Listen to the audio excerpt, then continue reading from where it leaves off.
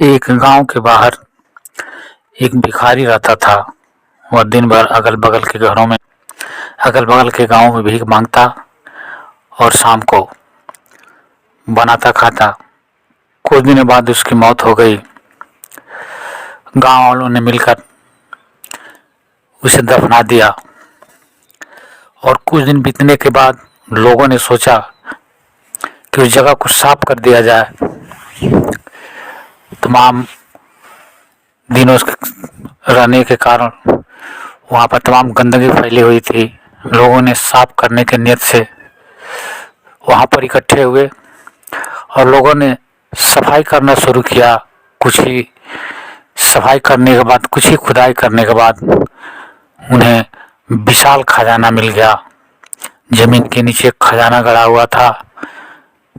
वह भिखारी जीवन भर उस खजाने के ऊपर बैठकर भीख मांगता रहा और उसे पता भी नहीं चल सका कि जिस जगह बैठ करके वह अपना जीवन गुजार रहा है, भिखारी का जीवन गुजार रहा है, उसके नीचे इतना खजाना छुपा हुआ है।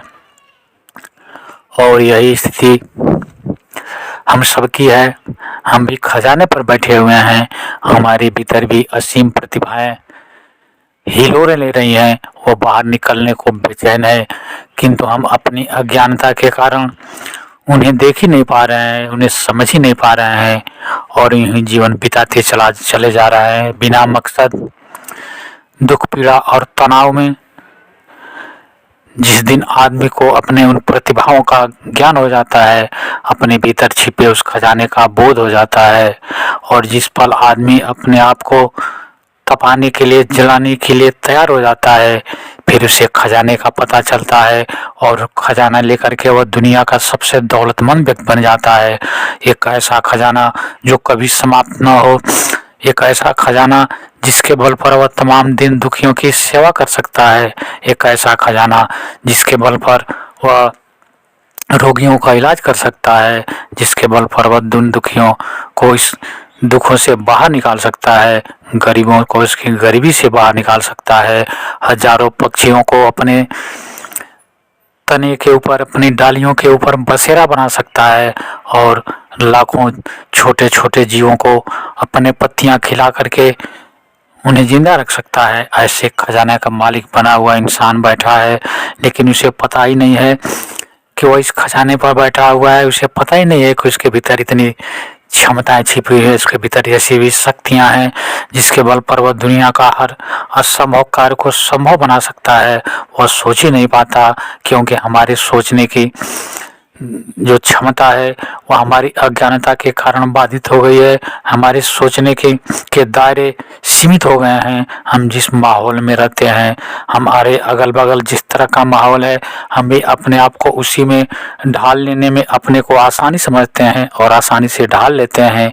इसलिए हमारा विकास नहीं हो पाता, इसलिए हम आगे नहीं बढ़ पाते, इसलिए हम अपनी क्षमताओं का उपयोग करने से चूक जाते हैं। अपने भीतर छिपी उन क्षमताओं को पहचानने के लिए अपने भीतर झांकने की जरूरत है। अपने उन प्रतिभाओं को उभारने के लिए अपने इंद्रियों को जागरूक करने की आवश्यकता है। अपने को उस बुलंदियों तक पहुंचाने के लिए कठिन परिश्रम करने की जरूरत है। और जो आदमी इन सब कार्यों में सफलता पा लेता है, वह एक साधारण इंसान से निकल करके असाधारण इंसान बन जाता है। एक ऐसा इंसान जो पूरी दुनिया को दिशा दिखाता है, जो हजारों लाखों दुखियों का दुख दर्द दूर करने में सक्षम होता है। एक ऐसा असाधारण मानव जो जमीन से उड़कर आकाश की बुलंदियों तक पहुंचने में सफलता हासिल करता है। हम सबके भीतर वह शक्ति छिपी हुई है, हम सब उसके अधिकारी हैं। ईश्वर ने हम सबको वह दे करके भेजा है। वह देने में ईश्वर ने किसी के साथ कोई भेदभाव नहीं किया और ईश्वर किसी के साथ भेदभाव कर ही नहीं सकता, क्योंकि सारे लोग उसी ईश्वर के संतान हैं। और परम ब्रह्म परमात्मा परम पिता कभी किसी अपने बेटों के साथ कोई भेदभाव नहीं करता। सारा दोष हमारे सोचने में है, हमारे देखने में है, दृष्टि दोष हमारे देखने में है। और जिस पल हम इस जीवन की सच्चाई को समझने में समर्थ हो जाते हैं, उस पल हमारे जीवन में चारों तरफ खुशियाँ बरसती हैं, चारों तरफ आनंद के फूल खिलते हैं। और जो भी इस बागीचे में आता है, बागीचे के अगल बगल से गुजरने वाले लोगों का हृदय भी इस सुगंध से भर उठता है, उन्हें भी अलौकिक आनंद का अनुभव होता है।